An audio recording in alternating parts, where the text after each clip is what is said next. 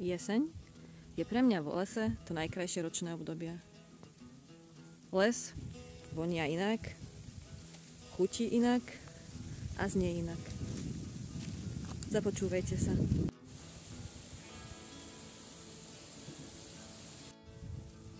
Postupne mení svoje farby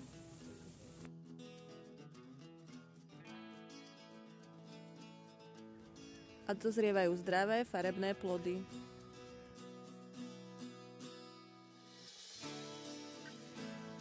Spoznajte s nami les všetkými zmyslami v sobotu 14. októbra. Tešíme sa na vás.